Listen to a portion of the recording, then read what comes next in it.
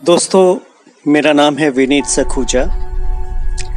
किरदार हम जैसे में आपका स्वागत है। आज मैं आपको सुनाने जा रहा हूं वीणा वत्सल सिंह जी की लिखी कहानी अनिमेष। क्लास में घुसते ही भावना की नाक में सिगरेट के धुएं की तीखी गंध गई। क्रोध से उसका चेहरा तमतमा गया, लेकिन खुद को संयत कर उसने 2-3 बार जोर जोर से सांस अंदर खींची और हर बार वही गंध तेजी से उसके अंदर घुसती चली गई। फिर तो वह आपे से बाहर हो गई और उसने क्लास के सभी स्टूडेंट्स की तलाशी लेनी शुरू कर दी। तलाशी में अनिमेष की शर्ट की जेब से सिगरेट का पैकेट बरामद हुआ। भावना गुस्से में आकर उसे लेकर प्रिंसिपल रूम की तरफ चली गई। शहर के एक प्रतिष्ठित पब्लिक स्कूल के कक्षा 9 में पढ़ता था अनिमेष। भावना के साथ चलते हुए उसने कई बार मैम मैम कुछ कहना चाहा, लेकिन भावना का गुस्सा इतना तेज था कि उसने सुनकर भी नहीं सुना। प्रिंसिपल आरती सिन्हा काफी कड़ी प्रिंसिपल मानी जाती थी। भावना ने उनके ऑफिस में जाते ही अनिमेष की शिकायत लगाई और कहा, मेरे क्लास में आने से पहले यह सिगरेट पी रहा था। मुझे इसकी शर्ट की जेब से सिगरेट का पैकेट मिला है। भावना की कंप्लेंट सुन प्रिंसिपल ने आओ देखा ना ताओ तुरंत अनिमेष की मां को फोन कर स्कूल आने को कह दिया। अनिमेष ने प्रिंसिपल से भी कई बार कुछ कहने की कोशिश की, लेकिन आरती सिन्हा और भावना दोनों ही अनिमेष को अपनी अपनी तरह से सुधारने वाली बातों के साथ साथ उसके पेरेंट्स के लालन पालन पर भी लंबा चौड़ा वक्तव्य देती रहीं। लगभग 45 मिनट के बाद अकबकाई हुई अनिमेष की मां ने प्रिंसिपल के ऑफिस में प्रवेश किया। इतनी देर तक चुपचाप तरह तरह से डांट सुनते अनिमेष की आंखों में मां को देखते ही आंसू आ गए। उसका मन हुआ बचपन की तरह वह अपनी मां की गोद में मुंह छुपाकर जोर जोर से रोए। अनिमेष की मां ने अंदर आते ही चिंतातुर होकर प्रिंसिपल से पूछा, क्या हुआ, मुझे क्यों बुलाया गया है? अनिमेष तो ठीक है ना? अनिमेष तो ठीक ठाक उधर खड़ा है। प्रिंसिपल आरती सिन्हा ने अनिमेष की ओर इशारा करके कहा। अनिमेष पर नजर पड़ते ही उसकी मां को चैन मिला, लेकिन मन के संशय ने उन्हें फिर से प्रिंसिपल से सवाल करने को मजबूर कर दिया। मुझे किस कारण बुलाया आपने? देखिए मिसेस भटनागर, हम अनिमेष को अब और स्कूल में नहीं रख सकते। इस बार भावना ने तीखे लहजे में जवाब दिया। क्यों, क्या हुआ? घबराए स्वर में अर्चना भटनागर ने पूछा। मिसेस भटनागर, अभी भावना को क्लास में जाने में सिर्फ 5 मिनट की देरी हुई और आपका बेटा क्लास में ही सिगरेट पीने लगा। उसकी जेब से सिगरेट का पैकेट और पैर के पास फर्श पर अधजला सिगरेट का टुकड़ा मिला है। मैं इसे अभी के अभी सस्पेंड कर रही हूं। आप ले जाइए और जो स्कूल इसे रखना चाहे उसमें एडमिशन करा दीजिए। प्रिंसिपल की बात सुनकर रुआंसा सा हो उठा अनिमेष ने फिर कुछ कहना चाहा, लेकिन अपनी मां और टीचर्स की खा जाने वाली निगाहों से सहमकर चुप हो गया। अनिमेष अरविंद भटनागर और अर्चना भटनागर की दूसरी संतान था। पहली संतान बेला मुंबई मेडिकल कॉलेज में इस वर्ष ही एडमिशन पाकर मुंबई में हॉस्टल में रहती थी।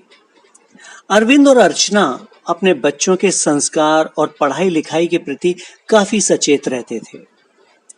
अरविंद अक्सर कहा करता था, अर्चना, अगर हमने आज के इस बिगड़े माहौल में अपने बच्चों को पढ़ा लिखा कर एक संस्कारवान नागरिक बना दिया तो समझो जीवन सफल हो गया।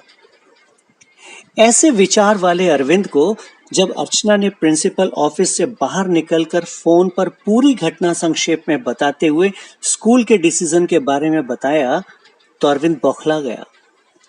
वह उसी समय ऑफिस से छुट्टी लेकर घर पहुंच गया।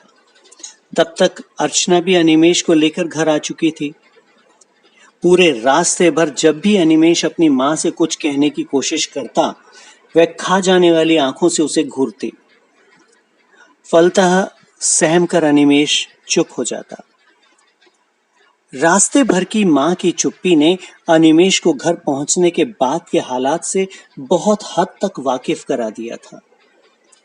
अतः घर पहुंचते ही वह सीधा अपने कमरे में जाकर बैठ गया। अरविंद ने घर में घुसते ही अनिमेश को बुलाकर तड़ातड़ कई चांटे जड़ दिए। अपना गाल सहलाता, याचना से आंसू भरी आंखों से उसने कई बार पिता को देखकर कुछ कहना चाहा, लेकिन क्रोध से कांपते पिता को देख उसके शब्द गले में ही सूख गए। उस रात किसी ने खाना नहीं खाया। अनिमेश चुपचाप अपने कमरे में घंटों रोता रहा। उसके मन में तरह तरह के विचार आते जाते रहे।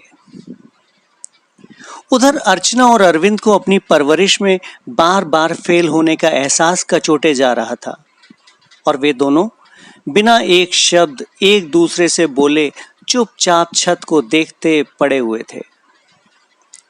सुबह अर्चना का दुख कुछ देर के लिए अलग हो गया और मां की ममता ने उसे अनिमेश के कमरे में लाकर खड़ा किया। कमरे में घुसते ही अर्चना के मुंह से जोरों की चीख निकल गई।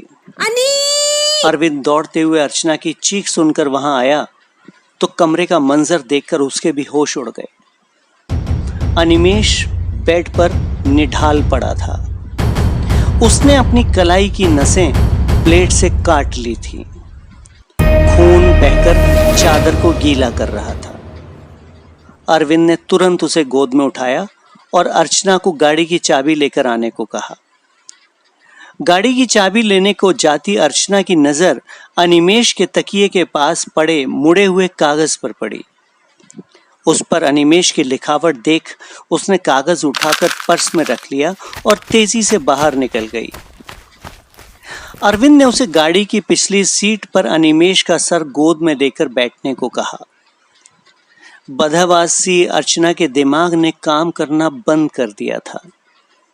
बिना कुछ सोचे समझे वह यंत्रवत अरविंद के कहे अनुसार अनिमेश के साथ पीछे बैठ गई।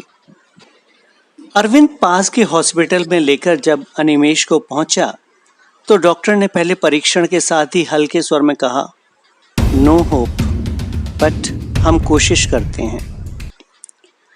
अनिमेश को डॉक्टर के हवाले छोड़ अर्चना और अरविंद विजिटिंग रूम में जाकर बैठ गए। अर्चना की आंखों से आंसू लगातार बहे जा रहे थे। वह चिल्ला चिल्ला कर रोना चाह रही थी। लगभग घंटे भर बाद डॉक्टर ने आकर बताया, हम लोग पूरी कोशिश कर रहे हैं, लेकिन सब कुछ ऊपर वाले के हाथ है। अगर अनिमेश को रात में किसी समय होश आ जाता है तो उसके बचने के चांसेस हैं, नहीं तो। डॉक्टर की बात सुनकर अर्चना का दिल बैठ गया। उसने साहस कर पूछा, क्या हम अनिमेश को देख सकते हैं?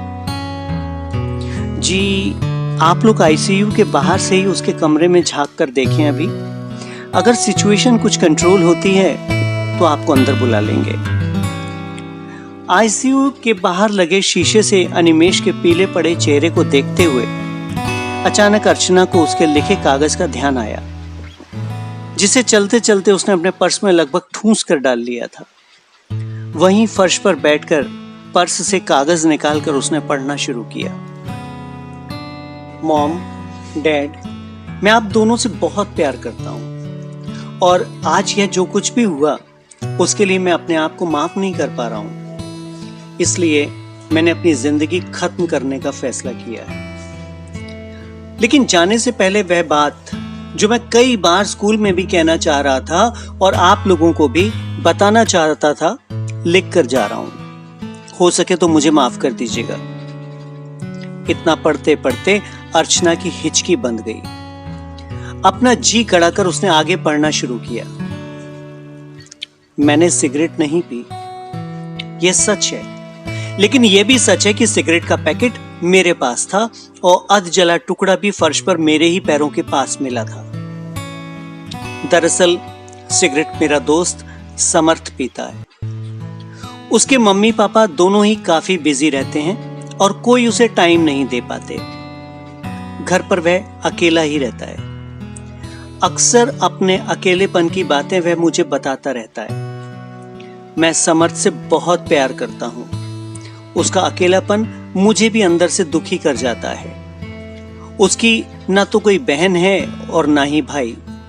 ऐसे में खाली घर में मम्मी पापा के लौटने तक अकेले रहना और उनके आने के बाद भी अकेले ही होना, क्योंकि वे दोनों बहुत थके हुए आते हैं और बिना उससे कोई बात किए आराम चाहते हैं।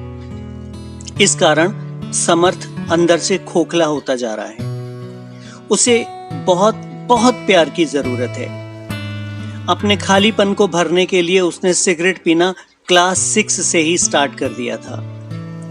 क्लास में वह मेरे बगल में बैठता है और मेरे मना करने के बावजूद भी वह सिगरेट पी रहा था।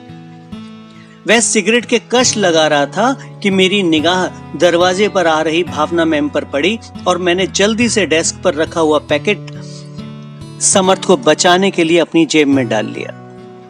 समर्थ ने भी मैम को देखकर हड़बड़ी में अधपिया सिगरेट नीचे फेंका, जो मेरे पैर के पास आ गया। हम दोनों ने ही उसे नहीं देखा। मैम ने आते ही मुझे पकड़ लिया और खैर मैं तो अब जा रहा हूं, लेकिन मम्मा आप समर्थ को मुझसे प्यार जरूर देना और डैड प्लीज आप उसकी ये गंदी आदत जरूर छुड़वा दीजिएगा। वह भी मेरी तरह ही बहुत अच्छा लड़का है। हो सके तो मुझे आप दोनों माफ कर दीजिएगा। अनिमेश। पत्र पूरा पढ़ते ही अर्चना फूट फूट कर रोने लगी। अरविंद ने अर्चना के हाथ से पत्र लेकर एक सांस में पढ़ डाला और दीवार की ओर चेहरा कर बिलख पड़ा। आशा और निराशा में झूलते हुए रात कटी। सुबह आईसीयू के फर्श पर बैठे बैठे ही दोनों की आंख जरा सी क्या लगी कि अरविंद का फोन बज उठा। फोन रिसीव करने पर दूसरी तरफ से प्रिंसिपल की आवाज सुनाई दी। मिस्टर भटनागर, हमें अनिमेश के बारे में सब कुछ सच मालूम हो गया है। समर्थ ने अभी स्कूल आते ही सारी बातें सच सच बता दी हैं। वह अपने दोस्त के जाने से बहुत दुखी है और अपनी आदत पर शर्मिंदा भी। हम अनिमेश का सस्पेंशन वापस लेते हैं। और हाँ, समर्थ ने अभी मुझे लिख कर दिया है कि वह सिगरेट पीना छोड़ रहा है। साथ ही वह जीवन में अब कभी भी इसे हाथ नहीं लगाएगा। We are very sorry for that. Arvind ने चुपचाप फोन काट दिया और छत पर अपनी निगाहें गड़ा दी। घंटे भर बाद आईसीयू की नर्स ने आकर हाथ के इशारे से दोनों को अनिमेश के रूम में जाने को कहा। डरते थरथराते कदमों से अपने आप को ठेलते हुए अरविंद और अर्चना रूम में दाखिल हुए। अनिमेश की आंखें बंद थीं। अर्चना लड़खड़ाते हुए अनिमेश के पास पहुंची और उसके सर पर हाथ रखा कि अनिमेश का हल्का सा कमजोर स्वर उसके कानों में टकराया। I am not a lawyer. खुशी और दुख के मिले जुले भाव से रोते हुए अर्चना ने कहा, हाँ बेटा, you are not a liar. Bed की दूसरी तरफ से अरविंद ने आकर अनिमेश का हाथ थामकर रूंधे गले से कहा, yes Animesh, we are proud of you. Samarth ने सारी सच्ची बात प्रिंसिपल को बता दी है और उन्होंने तुम्हारा स्कूल से सस्पेंशन वापस ले लिया है। अनिमेश का चेहरा इस वाक्य से संतोष से भर गया और आंखें खोलकर वह मुस्कुरा उठा। बस यहीं तक थी ये कहानी। दोस्तों, बहुत जल्दी मिलूंगा मैं आपसे एक नई कहानी के साथ। तब तक आप इस कहानी को लाइक करें, शेयर करें और मेरे चैनल को सब्सक्राइब करें। धन्यवाद।